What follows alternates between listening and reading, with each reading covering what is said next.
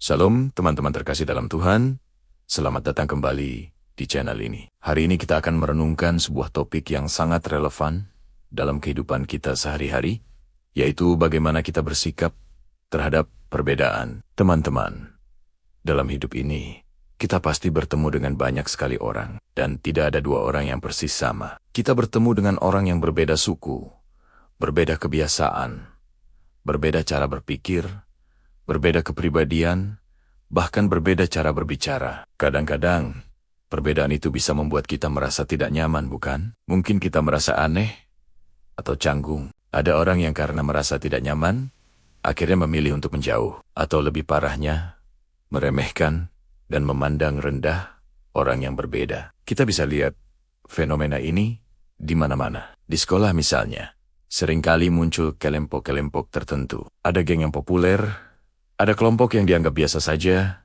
bahkan ada anak-anak yang sengaja dijauhi atau dikucilkan hanya karena mereka dianggap berbeda. Mungkin cara berpakaiannya, minatnya, atau cara bicaranya tidak sama seperti kebanyakan orang. Fenomena ini tidak hanya terjadi di sekolah, tapi juga di lingkungan kerja, lingkungan pertemanan, bahkan di dalam gereja sekalipun. Kita cenderung mencari dan berkumpul dengan orang-orang yang mirip dengan kita, dan secara tidak sadar membangun tembok dengan mereka yang tidak. Namun, sebagai anak-anak Tuhan, kita perlu bertanya, apakah sikap seperti ini yang Tuhan inginkan dari kita? Firman Tuhan mengajarkan sesuatu yang sangat berbeda, bahkan radikal. Tuhan mengajar kita untuk menghargai setiap orang, tanpa memandang bulu, tanpa melihat latar belakang mereka. Mengapa?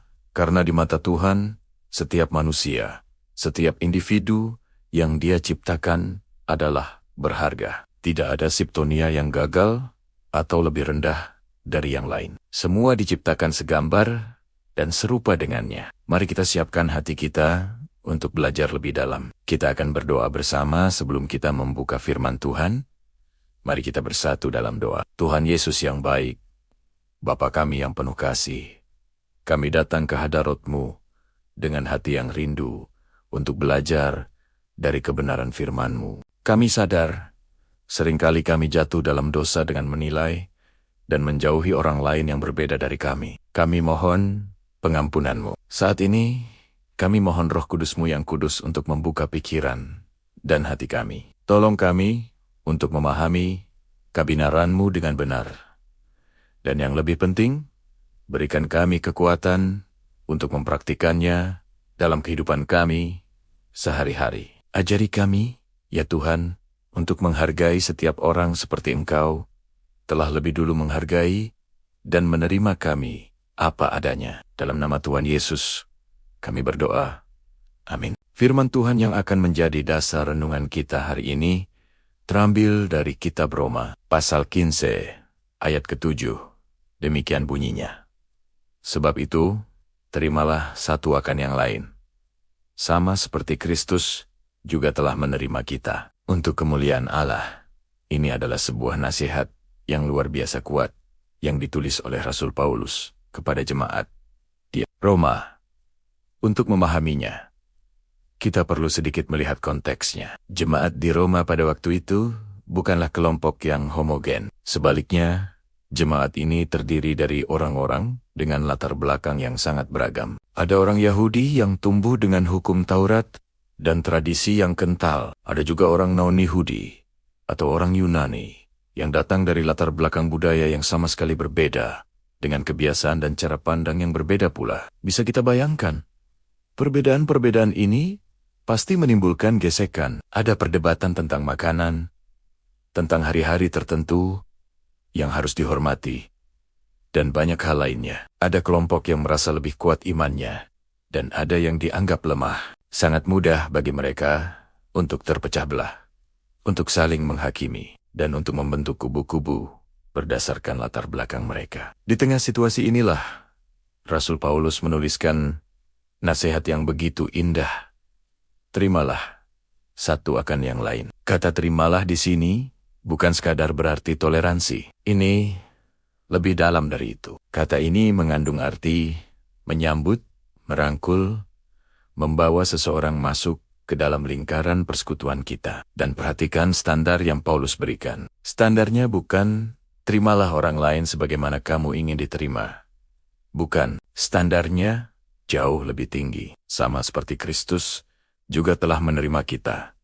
Ini adalah inti dari semuanya. Bagaimana Kristus menerima kita? Apakah dia menunggu kita menjadi sempurna dulu? Apakah dia memberi daftar syarat yang harus kita penuhi sebelum dia mau menerima kita? Tidak. Alkitab berkata saat kita masih berdosa, saat kita masih menjadi seteru Allah, Kristus mati untuk kita. Dia menerima kita apa adanya, dengan segala kelemahan, kekurangan, dan masa lalu kita yang kelam. Penerimaan Kristus yang tanpa syarat inilah yang seharusnya menjadi model bagi kita dalam berelasi dengan sesama. Kalau Kristus saja, yang Maha Kudus, mau menerima kita yang penuh dosa, siapa kita sehingga berani menolak atau meremehkan orang lain yang diciptakan oleh Tuhan yang sama? Paulus menegaskan bahwa ketika kita saling menerima, tujuannya adalah untuk kemuliaan Allah. Jadi, kesatuan dan kasih kita di tengah perbedaan bukanlah untuk kenyamanan kita sendiri, melainkan untuk memancarkan kemuliaan Tuhan kepada dunia. Mari kita coba bawa ini ke dalam sebuah ilustrasi praktis. Bayangkan ada seorang siswa baru pindah ke kelasmu. Anak ini mungkin terlihat sangat berbeda. Mungkin dia sangat pemalu dan sulit memulai percakapan. Mungkin dia datang dari daerah yang berbeda, dengan logat bicara yang lucu di telingamu. Atau mungkin minatnya sangat aneh dan tidak sama dengan teman-teman yang lain. Sekarang, bayangkan jika semua orang di kelas memilih untuk menjauhinya. Tidak ada yang mengajaknya bicara, tidak ada yang menawarinya tempat duduk saat makan siang. Setiap kali dia mencoba bergabung, semua orang tiba-tiba diam atau pergi. Bagaimana perasaan anak itu? Tentu dia akan merasa sendirian, tertolak, dan tidak berharga. Tapi, bayangkan skenario yang berbeda. Di tengah semua orang yang menjauh, ada satu orang, yaitu kamu, yang berani mendekat. Kamu datang dan dengan senyum tulus berkata, "Hai, kenalkan, nama saya. Kamu boleh duduk di sini bareng aku." Sebuah sikap yang sangat sederhana, bukan? Mungkin hanya butuh beberapa detik. Tapi bagi anak baru itu, sikap sederhana itu bisa mengubah seluruh dunianya. Itu adalah pesan yang kuat, bahwa kamu diterima, kamu berharga, dan kamu tidak sendirian. Sikap sederhana itu adalah cerminan dari Kristus yang menerima kita. Setelah mendengar firman Tuhan ini, kita perlu dengan jujur bertanya kepada diri kita sendiri. Apakah kita pernah menjauhi seseorang hanya karena dia berbeda dari kita? Apakah kita pernah secara diam-diam atau bahkan torang-toranggen menilai orang dari penampilan luarnya, dari cara bicaranya, atau dari latar belakang keluarganya? Apakah kita pernah ikat-ikatan menertawakan seseorang yang dianggap aneh oleh kelompok kita? Tuhan memanggil kita, khususnya anak-anak muda Kristen, untuk menjadi agen perubahan, untuk menjadi terang di tengah dunia yang seringkali gelap oleh penghakiman dan pengucilan. Kita dipanggil untuk menjadi orang-orang yang menghargai setiap individu sebagai ciptaan Tuhan yang mulia. Lalu, apa langkah-langkah praktis yang bisa kita lakukan mulai hari ini? Pertama, mari kita berkomitmen untuk tidak menilai orang hanya dari penampilan luarnya. Ingatlah bahwa Tuhan melihat hati. Belajarlah untuk mengenal seseorang lebih dalam sebelum membentuk opini tentang mereka. Kedua, beranilah untuk berteman dengan orang yang berbeda.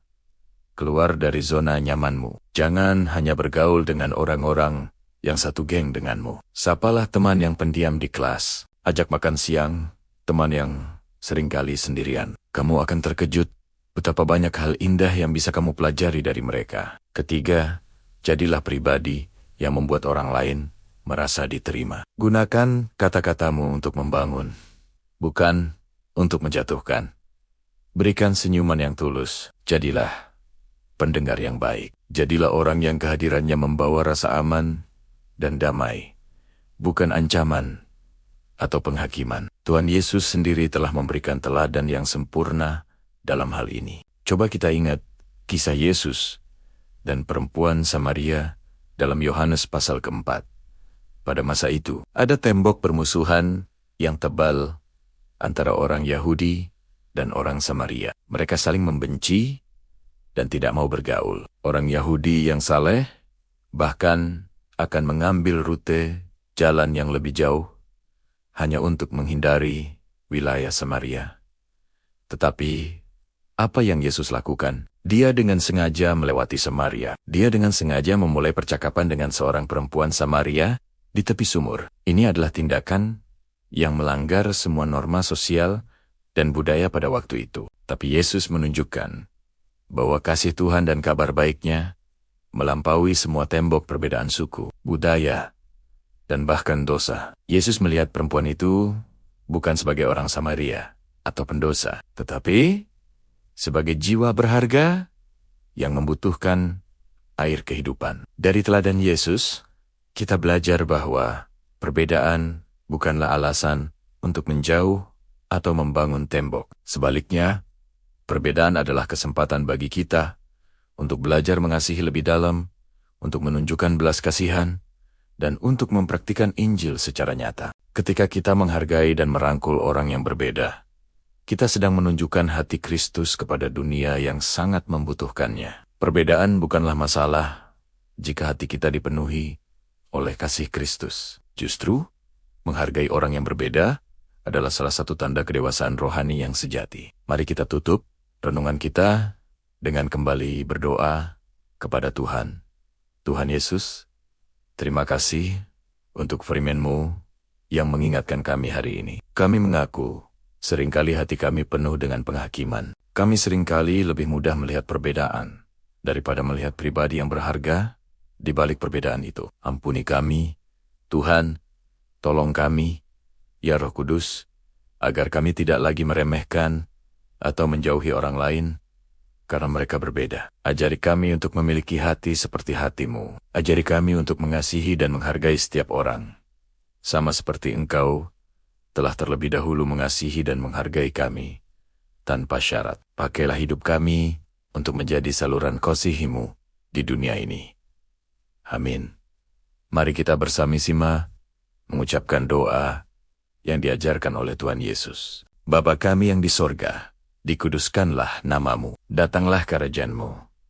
Jadilah kehendak-Mu di bumi seperti di sorga. Berikanlah kami pada hari ini makanan kami yang secukupnya, dan ampunilah kami akan kesalahan kami, seperti kami juga mengampuni orang yang bersalah kepada kami. Dan janganlah membawa kami ke dalam pencobaan, tetapi lepaskanlah kami daripada yang jahat. Karena Engkaulah yang mempunyai kerajaan dan kuasa dan kemuliaan sampai selama-lamanya.